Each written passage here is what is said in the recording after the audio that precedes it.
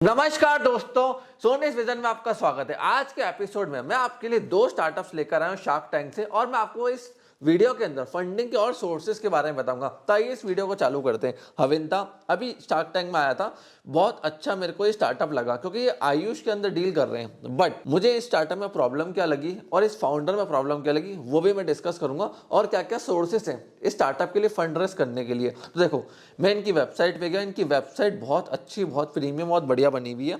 और ये कर क्या रहे हैं, इस समय आयुष प्रोडक्ट्स मार्केट के अंदर स्किन केयर के लिए बेच रहे हैं, हेयर केयर के लिए बेच रहे हैं, जो कि बहुत अच्छा मार्केट है। आयुष मार्केट बहुत तेजी से इस समय ग्रो हो रहा है। अगर आपको भी आयुष का बिजनेस चालू करना है, मैंने आयुष का लीगल प्रोसेस कैसे करते हैं, कैसे लाइसेंस मिलता है, क्या लीगल प्रोसेसिंग होती है, उसकी वीडियो बना रखी है।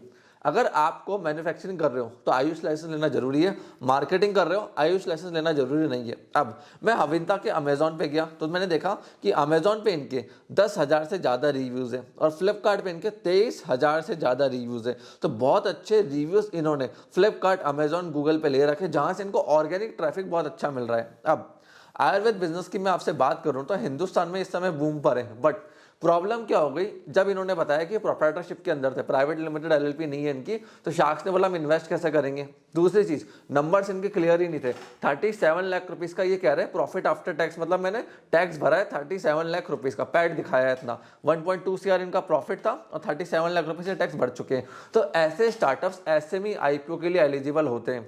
एसएमई आईपीओ के लिए आपको 3 साल की मिनिमम बैलेंस शीट दिखानी पड़ती है, प्राइवेट लिमिटेड होनी चाहिए। एलएलपी पे मत लेके जाना, क्योंकि एलएलपी के अंदर दिक्कत क्या आती है, फंड रेजिंग में दिक्कत आती है। शेयर्स को आप फंड रेजिंग के टाइम पे यूज नहीं कर सकते हो, उसका लीगल प्रोसेस बहुत डिफिकल्ट होता है। तो कभी भी आपको स्टार्टअप में फंड रेज करना है, आपको पता है मैं फ्यूचर के अंदर जाके बिजनेस पे लोन लूंगा, फंड रेज करूंगा, तो always go for private limited. But आपको लगता है यार मैं कंसल्टिंग का धंधा करूंगा, अपनी प्रॉफिट से ग्रो करूंगा, बूटस्ट्रैप करूंगा, तो एलएलपी के लिए जाओ, कोई दिक्कत नहीं है। अब अगर आपको भी एसएमई आईपीओ के लिए जाना है तो सबसे पहली बात तो अपने प्रॉफिट आफ्टर टैक्स को अच्छा रखो, पूरे धंधे को वाइट करो। इसमें देखो फाउंडर्स के लिए नुकसान की और फायदा क्या है। देखो एसएमई आईपीओ का फायदा क्या रहता है बिजनेस में, शॉर्ट टर्म मुझे कैश फ्लो नहीं मिलता है, इस चीज का ध्यान रखना। बट लॉन्ग टर्म में क्या होता है, लॉन्ग टर्म में जब मैं धंधे को बड़ा कर रहा हूं, तब मैं जब आईपीओ निकालूंगा तो अपने शेयर्स बेच के मैं 30x 40x 50x पैसा कमा सकता हूं। तो जो भी लोग एसएमई आईपीओ के लिए जाना चाहते हैं, फंड रेजिंग करना चाहते हैं, फिर वो शॉर्ट टर्म प्रॉफिट्स को ना देखें, बिजनेस को पूरा वाइट में करें,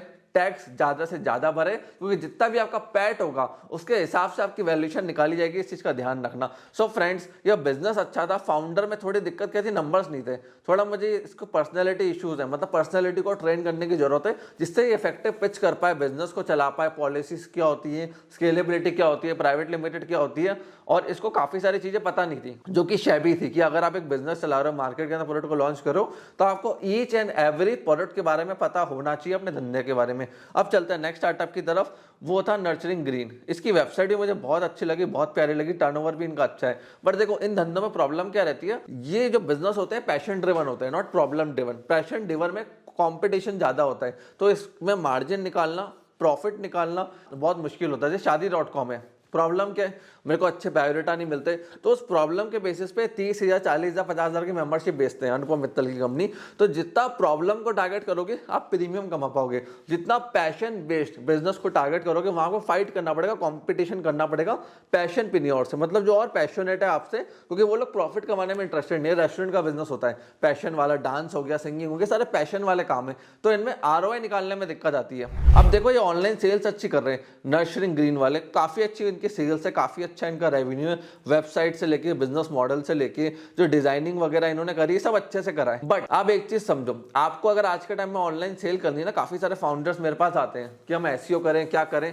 सबसे पहली चीज एक फाउंडर के लिए एडवाइस है, जो एक छोटी सिटी से जिसको पैन इंडिया जाना है, भैया एक वर्डप्रेस सीखो या शॉपिफाई सीखो, दोनों में से एक प्लेटफॉर्म सीख लो। आज के टाइम में मिनिमम से मिनिमम 1 से 2 महीना 3 महीने लगेगा और आप बहुत अच्छे से सीखोगे। सिर्फ सीखने के लिए मैं क्यों कह रहा हूँ, ताकि आपको पता रहे चीजें, क्योंकि वर्डप्रेस और शॉपिफाई ऐसी वेबसाइट्स होती है जो एसईओ के दम पे इजीली गूगल पे रैंक हो जाती है, बाकी वेबसाइट जल्दी रैंक नहीं होती है। और जो ऑनलाइन पैकेज चलते हैं ना 15-20 हजार के, कि 20 कीवर्ड रैंक कर देंगे, बिल्कुल फर्जी पैकेज है, कभी मत लेना।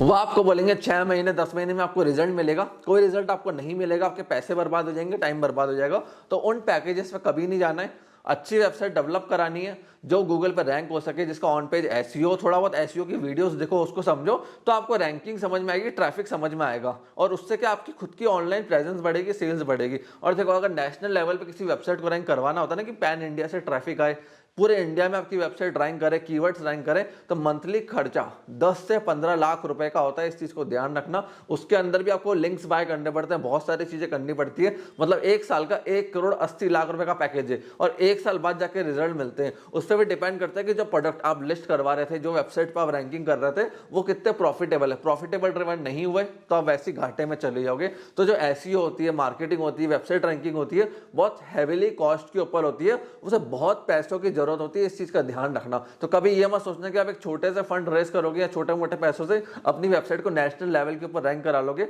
रैंकिंग करवाना, लीड्स को ड्राइव करना बहुत कॉस्ट इफेक्टिव पड़ता है। इस चीज का ध्यान रखना। अगर आपकी जेब में पैसे नहीं है, इतनी कॉस्ट आप बियर नहीं कर सकते हो, तो प्लीज इसके लिए मत जाओ। खुद वर्डप्रेस को समझो, कंटेंट को समझो, सोशल मीडिया को समझो, आराम से ऑनलाइन लीड आप निकाल पाओगे। अगर आपने YouTube समझ लिया, लिंक्डइन समझ लिया, इंस्टाग्राम समझ लिया और वर्डप्रेस समझ लिया, बहुत सारी एजेंसीज आपको पागल बनाएगी। 10-12 हज़ार में अगर वो कर सकते, खुद के लिए लीड्स ला सकते, तो वो आपसे 10-12 हज़ार रुपए नहीं लेते, वो 2-3-4 लाख रुपए लेते और खुद ही प्रोडक्ट बना के बेच रहे होते। उनका काम ही होता है कहीं से हमने सीख लिया, 2-3 जनों की टीम बनाई, एक छोटी मोटी वेबसाइट बना दो, 6 महीने करते रहो, कुछ ना कुछ एसईओ में क्लाइंट को दिखाते रहो, 6 महीने बाद गायब, 1 साल बाद गायब, कोई रिजल्ट नहीं आता है। इस चीज का ध्यान रखना। तो इन चीजों को खुद समझो कि ऑनलाइन मार्केट प्लेस काम कैसे करता है, बिजनेस मॉडल कैसे चलता है, वर्डप्रेस कैसे चलता है। और यूट्यूब पे इतनी ढेरों वीडियोस है ना, आप एक बार में सीख जाओगे। 2-3 महीने में कंटिन्यूसली इन वीडियोस को देखोगे, नोट्स बनाओगे, प्रैक्टिस करोगे, सब कुछ सीख जाओगे। मैंने भी हर चीज जीरो से यूट्यूब से सीखी है कि ऑनलाइन बिजनेस कैसे चलते हैं, कैसे वर्क होता है। हर चीज का आइडिया मैंने यूट्यूब से लिया और प्रैक्टिकली फिर उसको इंप्लीमेंट करा, जहां से मेरे को रिजल्ट मिले। सो फ्रेंड्स, ये थे 2 स्टार्टअप के एनालिसिस। आई होप ये वीडियो से आपको काफी सारी इंफॉर्मेशन मिली होगी। अगर आपको ये वीडियो पसंद आई तो लाइक कर दीजिए। कोई भी doubt, question, anything, comment section is open for you. Comment करिए, मैं आपको आंसर करूंगा। आपने इस वीडियो को यहां तक देखा, हम लोगों ने सपोर्ट दिया, उसके लिए धन्यवाद।